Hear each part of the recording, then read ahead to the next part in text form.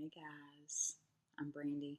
I hope you guys are having a great weekend so far, or had a great weekend, and we'll have an awesome week ahead. Welcome back to my channel. Today we're doing another witch, of course, and some makeup.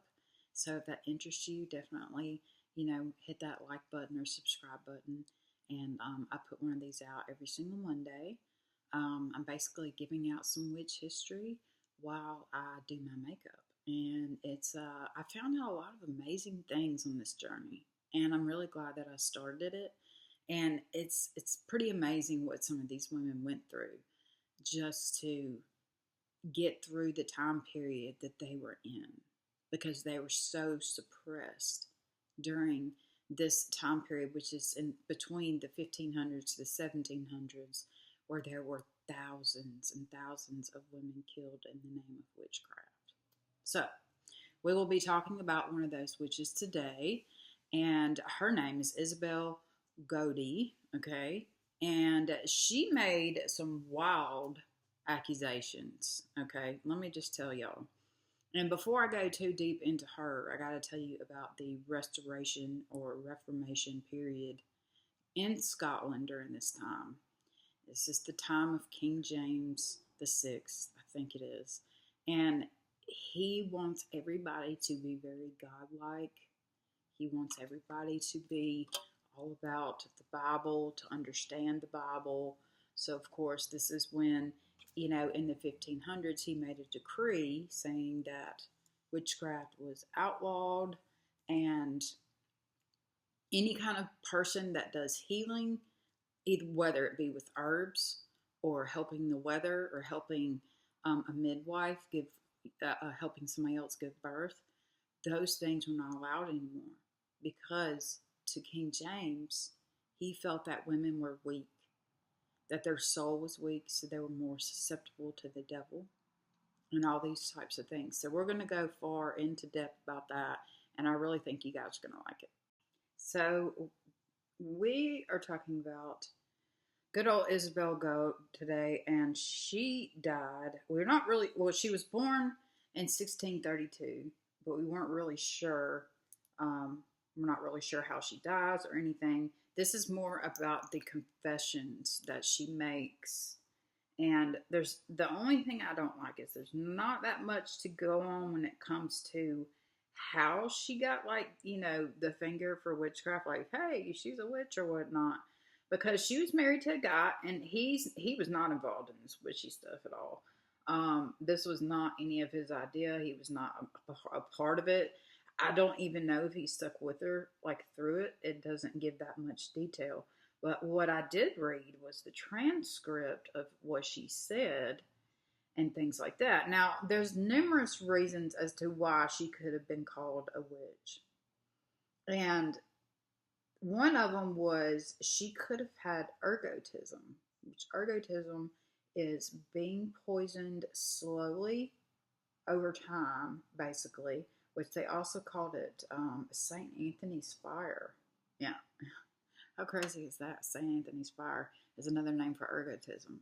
And so that could have made her hallucinate, is what they were saying. That could have made her look deformed, because, as we say, the whole hag status, that makes you a witch if you don't have any children, if you live outside of town, you're by yourself, you have a lot of animals. Those animals are your familiars and all this other kind of stuff. And so, but this poor chick, she wasn't literate, unfortunately. She couldn't read, she couldn't write. Her husband was just like a cobbler. They weren't like any kind of rich or anything like that. She made things and sold them as like lace and things like that at the markets, and did what they could. But evidently, fingers started getting pointed towards her landlord. And I know we talked about this last week, about the whole landlord situation, and how these women try to get back at their landlords because they're kicking them out for no reason, or they're raising their rent. You know what I mean? So they're having these issues, right? Well, during the Reformation, they basically get rid of these issues by just saying that women are these gentle souls, and they're so susceptible to the devil.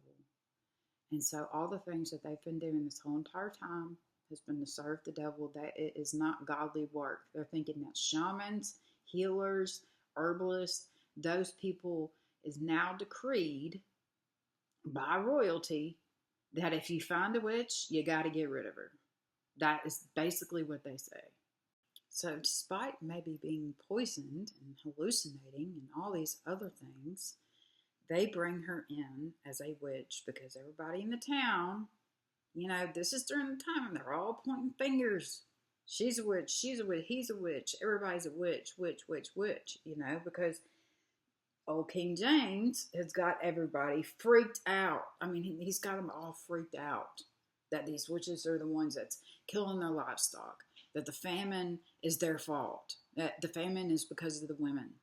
Like, they use them as scapegoats for the things that were happening at the time that they didn't have any control over, like famine, not having any rain, things like that. They blamed women for that because, there were spells and things like that they did for the weather, and they helped heal people with herbs and poultices and, things like that.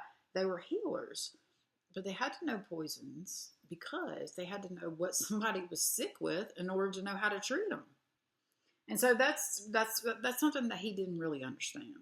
So the Reformation brings out, of course, these rules that women, they cannot be sexual anymore. They have to be very private about, they can't, they used to go to these like wishing wells in Scotland and stuff like that and make wishes and talk to fairies. Now, this is in a time before, like, Catholicism was in Scotland at this time. But they also believed that some deities had turned into saints, like Bridget, for example. And so they worshiped those. Well, that was bad, according to King James, even though this is something they've done for centuries and centuries and centuries and centuries. But this was bad, talking to anybody else other than God. And so King James himself says, he writes this book actually himself, and it is called Demonology, basically demonology.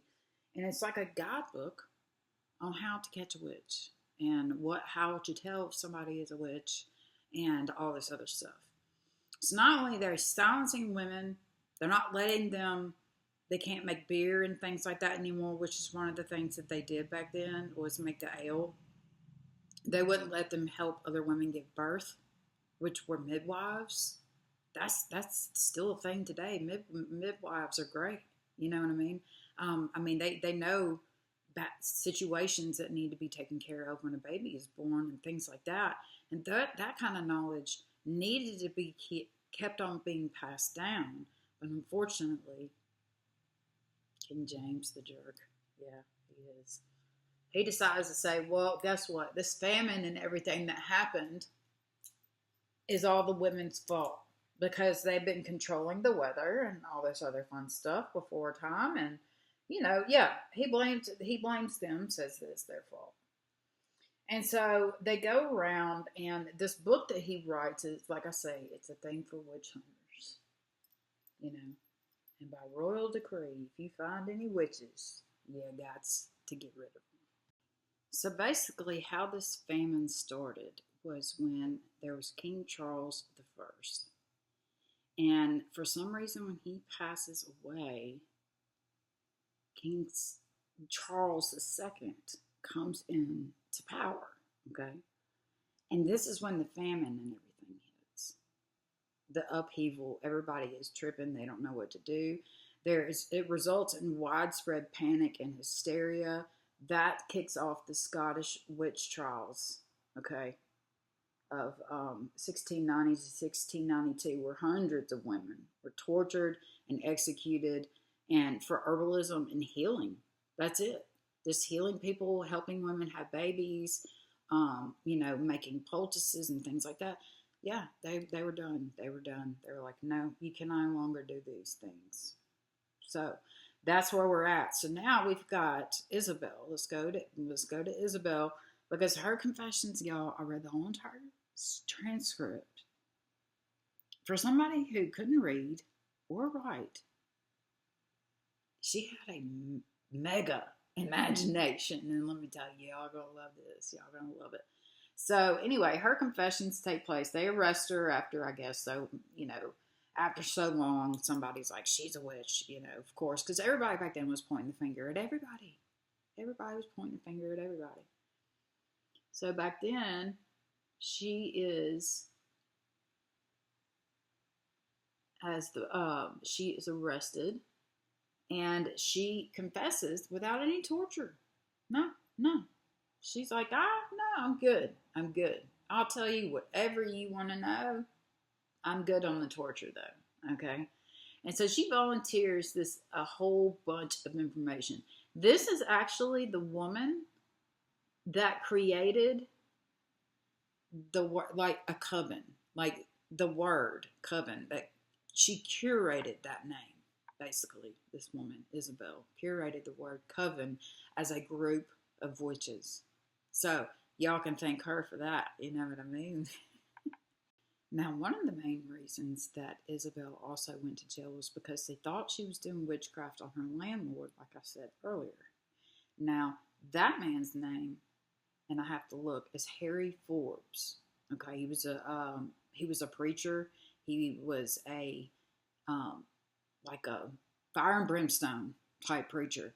Okay, and so he thought, but he was also her landlord, because like I say, when you're a minister back then, you say, I saw a vision, and they're like, okay, bam, I'm like, you're a minister, like I've always said in this. And so that's how men could take control over women and over people and over towns, And so anyway, she's in jail, and she's got these two preachers, and then there's a notary there, and they're all recording everything she says and all that fun stuff. So if I look down at my papers, it's because I can't remember everything that she said, but I need to tell y'all because it's great. Like, it's great. The reason she does this, you have to think about it. This is during a time where women had no voice anymore. They weren't allowed to help their neighbor when they were in labor or needing herbs or something. They weren't allowed to do that. They weren't even allowed to go to like a pond and do a wishing well or any kind of ritual or say any chant. Like, no, no, you could not do that. King James wanted everybody to be a godly society. Okay. And so she's in jail, and she's like, I'm good on the torture. I told y'all that. Because back then, oh yes, they definitely were torturing folks, especially in Scotland. There is actually a place in Scotland where there's these round stones, and that's where witches were actually put to death. And what they would do, some of these witches, now, and this is something that I had never heard about, but it's on a stone in Scotland where they would take women and roll them down a hill in a barrel that's like full of spikes. And after that, they would burn whatever was left by the time it got to the bottom of the hill, because she's not alive anymore. And I mean, I'm telling you, the torture got out of control. So that's kind of why she was like, I'm good. I will tell you anything that you need to know. So her confessions basically are things that are going to offend the hell out of these men. I'm not even lying. She's about to offend these guys so hardcore, and they're about to get so mad. She says things like, okay, that she met up with the devil, they made a pact, they had relations, and then of course they were holding meetings in the church. But the things that she was saying were stuff like, okay, and I'm not sure how to say this on here without getting in trouble.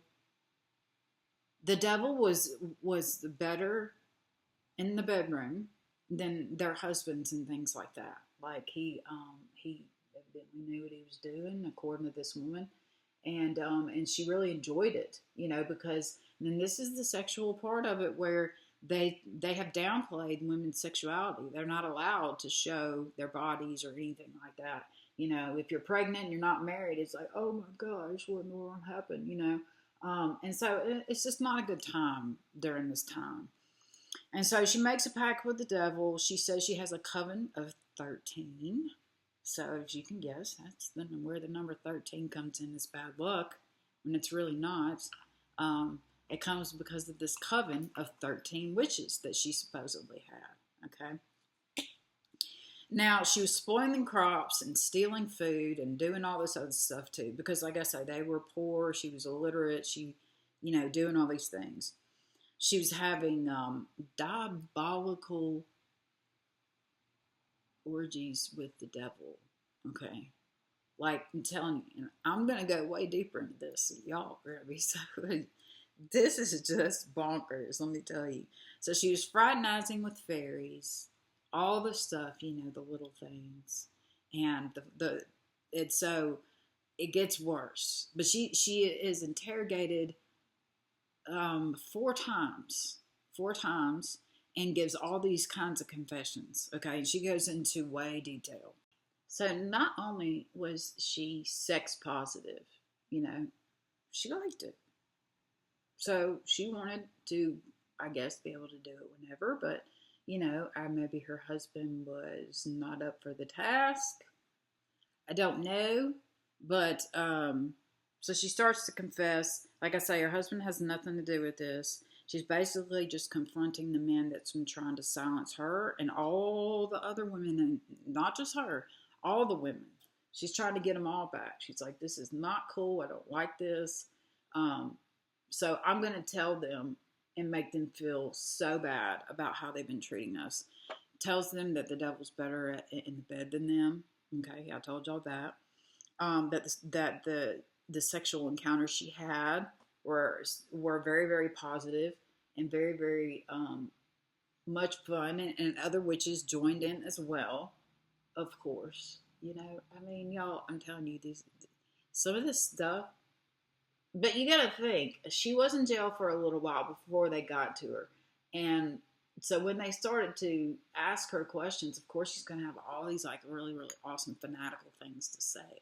You know what I mean? So it's her testimony really shows the value of what women were back then, and how she had such a vivid imagination that she would do anything to help these women, to help them have a voice again. Even if she's saying all these lies, all these things are not true that happen, she's still giving the women a voice by saying all these things. Basically saying what they want to hear, but also sprinkling some salt on top of it too, to kind of rub it in the wound. You know what I mean?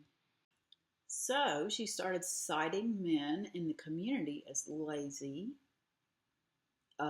abuse and power, okay? Saying that she was comparing the men to the devil and praising Satan for his sexual desire and ideal sexual fantasy.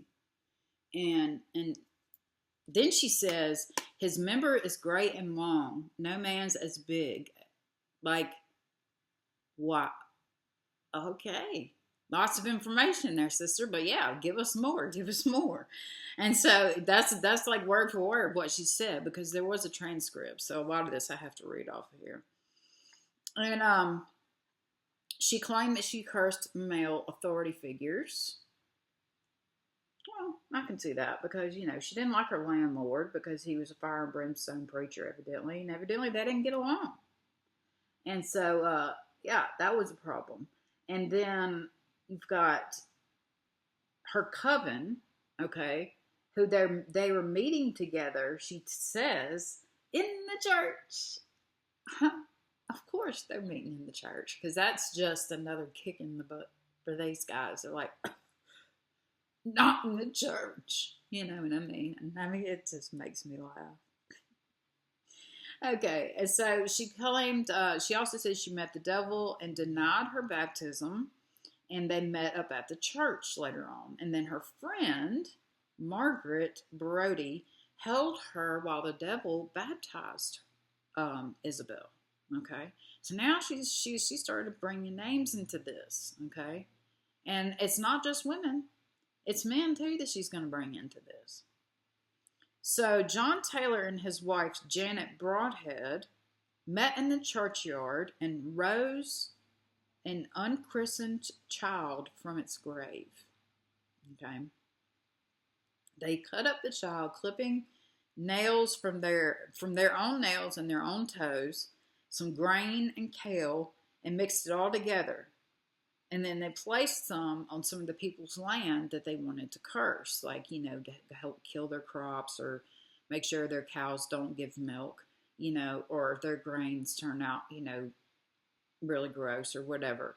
And so they would place that, and then they shared the rest of they shared the rest of it with between the two covens. How they shared it, not really sure, but that on every level. I mean, I did giggle when I read that because I was like, wow, that's reaching raising an unchristian child from the dead. What? So not only that, they would sneak in, her and her coven would sneak into people's houses late at night and like steal their ale and then replace it with urine so that the people would think that nothing was stolen the next day.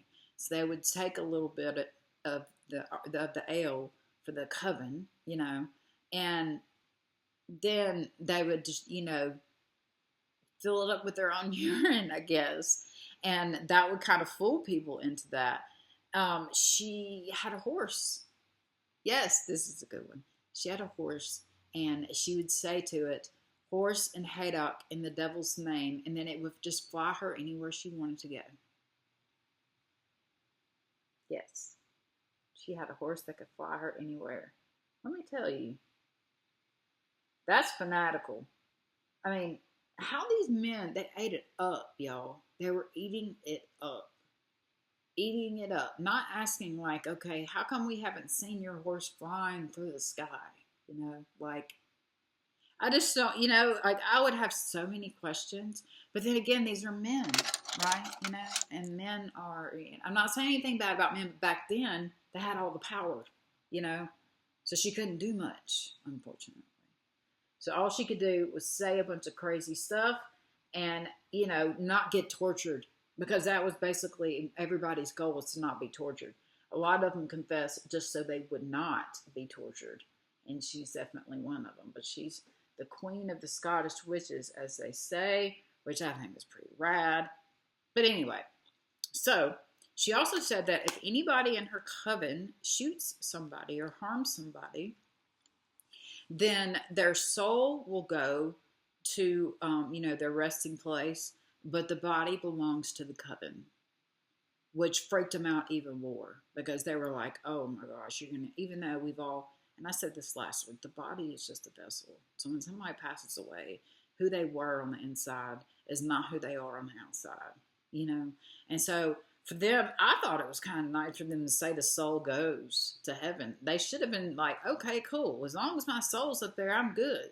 It's what these Puritans or whatever, these radicals should have said. But no, they didn't. They just kept letting her go on and on and on and dig herself into a bigger hole.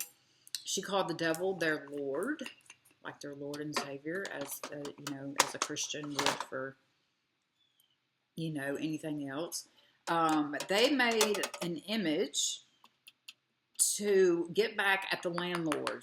Okay, this guy named Laird O'Parks was her landlord. Actually, I think I said earlier that the other guy was, but that's not true. The minister was not his landlord. I need to take that out, but that's just my bad. It's been a really long week because I buried my dad. So anyway, so the coven made a clay image. They got some clay. They start making this image of this guy and his kids, and it's her landlord because I don't know what he's done to her, but I'm guessing since they thought everybody in town was saying she was a witch, he probably was kicking her out because everybody was scared as crap of witches. Everybody was side-eyeing their neighbor and stuff like that. Like, I mean, it was bad. Really, really bad. King James really stirred up a lot of crap. And I've read a lot about him, and I'm going to go into further detail in the future about the things he did, in the name of God, which is kind of sad. But anyway, so here we go. She also, all right, so they got this clay image, and then they took it to Broadhead's house, and she broke it down into pieces and kind of like sieved it up, mixed it with water, and then they placed these small pieces around what's her name? The Laredo Parks guy's place to try to like jinx him or whatnot. She said that she shape shifted, and there's some place that used dyes to like color string or color cotton or color whatever they had, whatever they were doing back then. And she said that she transformed herself, and she went in and she changed the color to just black. So that, because that was the devil's color, that was the color he wanted everybody to wear, was black. So she replaced all the color in the warehouse with black instead of, like blue and red and gold and all those pretty colors like that. She never gave herself up that was a witch, but she did just say that she never actually said, I'm a witch. She just told them a bunch of fanatical stories about all these things, like flying on a horse and, sneaking into people's houses at night, like how would her husband not know? You know what I mean? That she's not there. He would know she's not home. Like she didn't do any of that. So anyway, so then after the first day of confessions, Janet Broadhead, like I said, who participated in this supposedly, was also put in jail. But they were not put in the same jail together. No, they were not. They had separated them because I guess they thought that, you put two witches in a room, you got one powerful person, you know what I mean? Now, they also said that she was casting spells on prominent figures in the society to kind of bring them down, like I say, to harm their crops, to harm their animals, and all that fun stuff. But, and there's the way she goes into great detail about being with the devil and being able to be free with the devil and having no rules with the devil, basically, is what she's saying. She's never said that she was a witch or that any of the people that she was with were a witch. She just called them a coven. They just assumed that she was a witch because of the things that she was saying. But I mean, she was already being charged for it. And so back then, it's like I said, it's either torture or, you go and you just confess to something that you don't even do.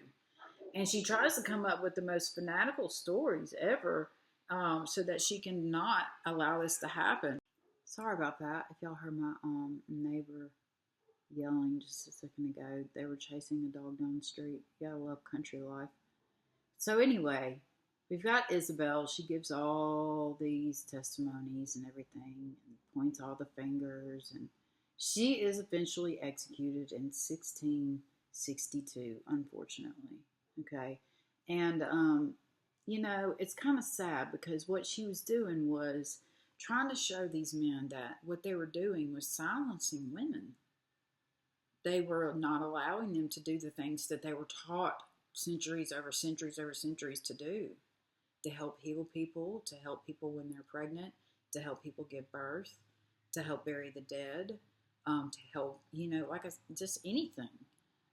Not to say that there weren't people out there doing some bad witchcraft. I'm sure there was. There's always the baneful side of witchcraft, which is not a bad side at all, because we all have a light and a dark side to us. And it's how we choose to let that balance out. You know what I mean? And some people like to do baneful magic, and that's fine. But the thing we got to focus on here is that her confession like that was incredibly rebellious for that time. So you would think that she's just crazy. That's why I'm saying I don't think that she was like hallucinating or anything. I think that she thought of all these things because she knew that she was going to die. She knew they were going to put her to death. So why not let them have it? Why not tell them anything, every and anything that you have always wanted to say, since now you've been silenced for so long? The only thing you can't talk, you weren't allowed to talk to reverends and notary publics and stuff like that, like the way she was talking to them. But they were just eating it up. I mean, they would just get closer and closer. And I'm like, and then what happened? And then what happened? Then what happened? And it's like, what? I mean, they never, but of course with King James and his little demonology book, that helped put a lot of people in, the fire, of course. And but in Scotland, they did a couple. Like I said earlier, they did a few things, but she really paved the way for feminism to come in because during this time, like I say, they thought that women were weak. They thought that they were more susceptible to being possessed by the devil or doing what the devil wants. And so then they put all these restrictions on the women. Well, what happens when we put restrictions on things? People do it anyway, and they want to do it more when we put restrictions on it. You feel me? And so she's basically was giving all the other women a voice by saying all these fanatical things, saying that we have control of our sexuality. We have control of what we want to do. We have knowledge, and our knowledge matters. And this is something that these people at the time, of course, didn't understand. So basically, what she's doing was empowering other women to have a voice, especially in the future. She was trying to empower them by saying, even if you can't read and write, you could still do what you want to do with your body or make what you want to make, if it's ale or beer or whatnot, you can do all that. There's nothing wrong with that. And with the church silencing and saying and doing all this in the name of God, they put to death like 30,000 people, all because of witchcraft. That doesn't make any sense to me. Her confession was rebellious, and it was just to reject the oppressive conduct of the men during that time, especially of King James. And so we don't actually know how she passed, but we do know that she was put to death in 1662. So I think she was about 30 years old when she passed, which is kind of sad. But that is the story of Isabel, and I really hope that what y'all take from this story is that women, our souls are not weak. We are not weak-minded. We are not any of those things. And people need to realize that back then, so many women were put to death, and men were put to death because they thought that they were doing witchcraft, just because they weren't following the rules of King James to a T. And I don't blame them for not following the rules, because everybody's interpretation of the Bible is different. Point blank period. It is. And so why force your views just because you're a king onto everybody else, thus causing a huge spark of like being scared? Everybody's already hungry. They're starving. And so now they have a scapegoat, and that's women. To just let's put this off on the women because they've been doing witchcraft and things against God, and so now we've got to get rid of them. And it all goes back to the feminist movement. It really does. And so we really got to focus on the fact that these women were like this because they had the opportunities and everything, from other midwives and other things like that to learn their craft. But now they weren't allowed to do it anymore. And so Isabel said her piece, said a lot of things that offended those men. She wanted to make them so uncomfortable, and she absolutely nailed it. So it was freedom of speech at a very great price. Let me tell you, a very great price. So I hope you guys enjoyed today's episode. I'm going to put below what I used on my face today and all that fun stuff. So if y'all have a witch that you would like me to cover, let me know, and I absolutely will. You can just put in the comments below. But definitely hit that subscribe button if you like this kind of stuff. I know I was kind of all over the place today, but like I say, my brain's a little off after my dad passed. I did get this tattoo right here, this bear, for him as a remembrance. So, yes. Anyway, treat your local witches like they are, and they're healers. Okay? Much love, you guys, and have a wonderful week.